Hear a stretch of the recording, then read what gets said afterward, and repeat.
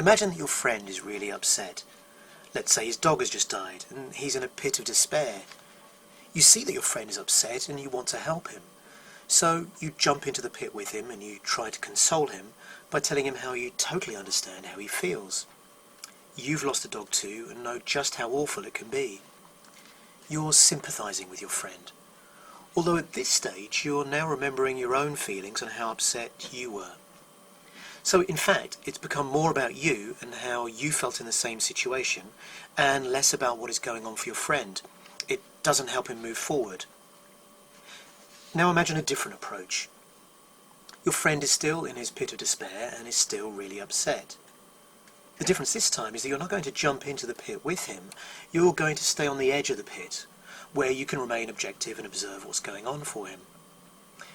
This time you're listening to what your friend is saying and perhaps being more attuned to why your friend is so upset. It allows you to show him that you understand things from his perspective. You clearly and succinctly summarise his situation as you see it. You say, "I can see that you're really upset about your dog dying. I know you'd had him a long time." This is empathy. It's about him and not about you. The great thing about empathy is that you don't actually have to agree with how the person is feeling. You just have to show that you're listening and that you understand their point of view. People spend a lot of time and effort trying to explain their feelings and point of view to others.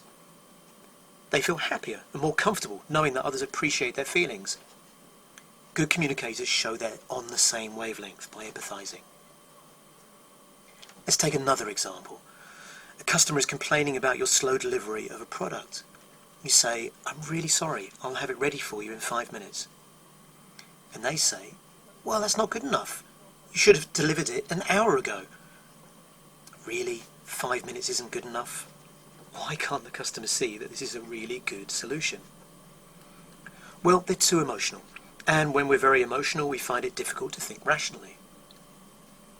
The key is to use empathy before trying to identify solutions. Here's how it works. We can plot on a graph the time you spend talking with someone, and on the other axis, the level of their emotion. And somewhere around the middle is the rational level. Imagine we encounter someone whose level of emotion is very high. Let's say their emotion is anger. Our natural reaction may be to try to avoid them or to try to stop them from showing their anger. Instead, try empathising. That is, acknowledging their emotion and the situation that has caused it.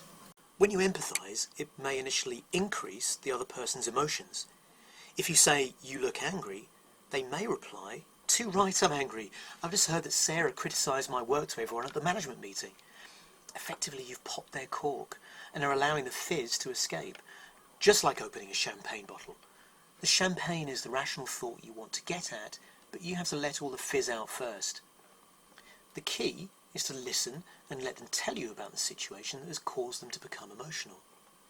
When they pause for breath, you can empathise again, summarising this new information. Again, you may see an emotional outburst, but listen intently for new information. Keep empathising until they've become more rational.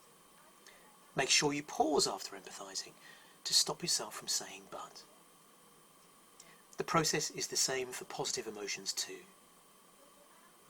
When you have empathised well, you've convinced the other person you appreciate their point of view, which means they don't have to spend more time trying to get you to understand their point of view. You're now ready to discuss solutions, next steps, explanations and apologies. This time they will listen. To summarise, when empathy is used well, it can help the other person become less emotional. This is desirable because very emotional people tend not to be rational. People who are irrational will reject solutions you propose, even if those solutions are really good solutions. So empathise first before identifying solutions. Remember, the sole purpose of empathy is to convince the other person you have an appreciation of their point of view.